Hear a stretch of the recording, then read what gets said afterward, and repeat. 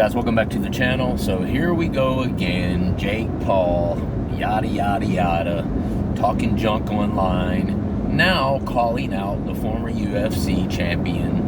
Who? Michael the Count Bisping. Now listen, let me just say right out of the gate, I'm a huge fan of Michael Bisping, and I love his podcast and his commentary skills. I've been a fan of him since way back. So let me just say that right out of the gate. And you know, this could be a potential huge cash grab for Michael Bisping. So I'm not going to hate on any guy who wants to go in there and make a few bones. With that said, there's something that Chael Sonnen said publicly recently that I found notable. And as much as I love Chael Sonnen, I just have a bone to pick with Chael Sonnen regarding this. You know, he made some sort of comment about, you know, be careful who you pick on. Be careful who you pick out. Some guys you can pick on, some guys you can't. And he referenced Michael Bisping as one of those guys that you can't.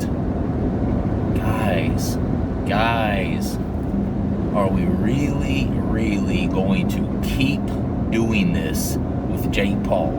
Are we really going to keep falling for this same hook, line, and sinker, this same shtick every time that he comes out and calls out one of these over the hill? No offense, Michael Bisping, I'm sure he's in great shape, but he's on up in his 40s. Let's get real. He's retired. He hasn't competed professionally in several years now, no matter how good he was at one point in the UFC as their champion and as a competitor in the UFC. That was the UFC, that was not boxing. They're two completely different things. Are we really going to pretend now that because Michael Bisping is, you know, 6'2" and a heavier individual, that he's going to be the guy to go in and hand Jake Paul his first professional L? Are we really going to do that? I just have to break this down. There's different ways to break this down, but one of the ways I want to break this down is just to say boxing and MMA are completely different. Despite the experience that Michael Bisping may have in a cage in hand-to-hand combat, including wrestling, kickboxing, all these other things, boxing and MMA are two completely different sports. And Jake Paul has been spending the last 4 years of his life doing nothing but boxing. Everything, boxing. How long has Michael Bisping been doing that? Exactly. You guys are so smart. Never. I'll repeat that a third time. It deserves it. Never. We are going to see, everybody wants to see Jake Paul lose so bad, but yet we keep throwing our name in the hat every time he calls one of these out of their prime UFC fighters out of retirement into the boxing ring. We all are, oh, he's going to be the one. It's going to be this guy now. It's going to be, you know, Ben Askren's going to get him. Okay, well, that didn't happen. Oh, well, Tyron Woodley's going to get him this time. Okay, that didn't happen the first time. Second fight. Oh, Tyron's going to get him this time, man. It was just a fluke last time. Tyron's going to get him. Tyron ends up getting made a meme and knocked straight on his face. And now, who's up next to the plate? Is it going to be Michael Bisping? Really?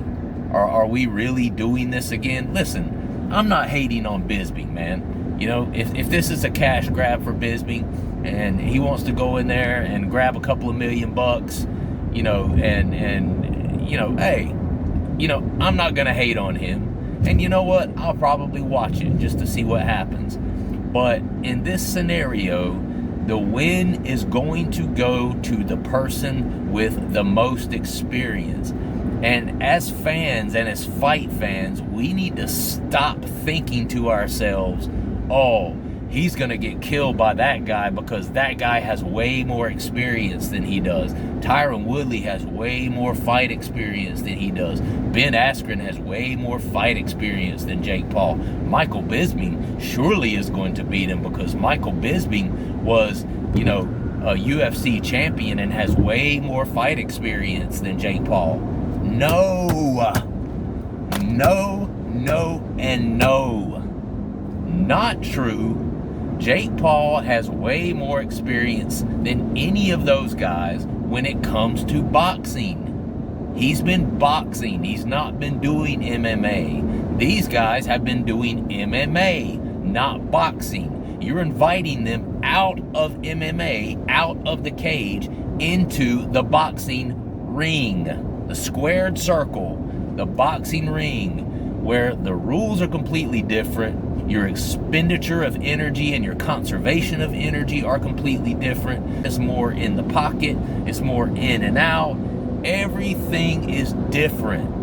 And for us to sit on the outside and keep feeding Jake Paul these retired MMA fighters, thinking that this is going to be the one to be. Now listen. Don't get me wrong. It's like winning the lottery.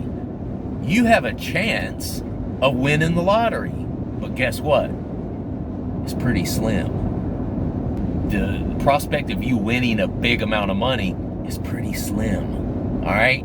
Same thing. Take Michael Bisping, Tyron Woodley, Ben Askren, put them in a boxing ring with a guy who's been doing it constantly, non-stop for 4 straight years and is completely obsessed with it. You put them in a boxing ring, there's always a puncher's chance. There's always a chance that Bisping could, catch him clean with something and knock him out. Of course there's a chance. But it's kind of like winning 10 grand on a lottery. It's not going to happen very often. And 9.5 out of 10 times, Jake is going to win that boxing match because he has more experience boxing at this point. They're 2 completely different sports. And we sign on to it. We, the public, sign on to it like a bunch of idiots. Yeah, put him in there. Put him up next. No. If you want to see Jake Paul finally get that 1 in his record where he has 1 loss, you're going to have to put him up against a boxer. What happened to Tommy Fury? I get it. Tommy Fury's not like the most top-notch boxer in the world. But what happened to him? I'll tell you what happened to him. He's a boxer. And Jake Paul doesn't want to fight a boxer. Because when you go up against somebody who does what you do and has the experience, even some experience, doing what you do, guess what? You have a bigger chance of losing, don't you? Which is why he's bringing in these MMA guys that don't have the same movement as boxing. They don't move their heads the same as boxers. They don't fight in the pocket as much as boxers. They don't do the lateral in and out movement as much as boxers. They don't know how to conserve their energy over a span of 8 rounds, 10 rounds, 12 rounds, whatever it is. All of these items that MMA fighters are not accustomed to, and they think they're going to get a 12-week training camp and then go in there and beat a guy that's been doing it religiously, non-stop, with all the top pros for 4 years now. Stop it. Listen, if it's for a cash grab, if it's just a circus, and it's something we just all want to see because, in 2 miles, take exit 145 for US 29 business. I'm talking. Shut up while I'm talking.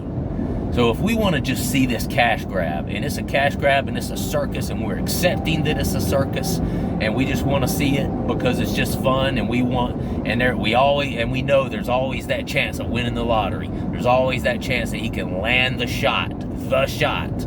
Then fine, put him in there. I'll buy it. Just because, I do believe in miracles. I do believe there's a chance of winning the lottery. There's a chance of it. Somebody has to win it, right? Maybe it's Bisping. Michael Bisping does not have experience in a boxing ring over Jake Paul.